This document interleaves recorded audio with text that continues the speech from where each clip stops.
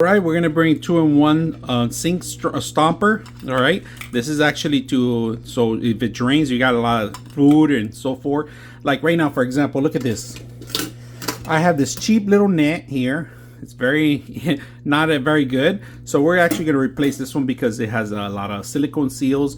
It keeps the water from preventing if you want to drain.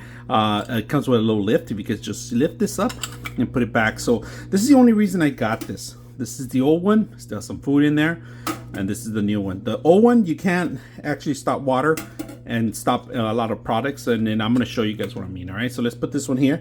So I fill it up with water, some water. You guys can see, you can take the basket out. All right, the basket's out. Any kind of food or articles, you could throw it away, and then all you got to do is push the button and it lifts up. Look at that, drains all the water.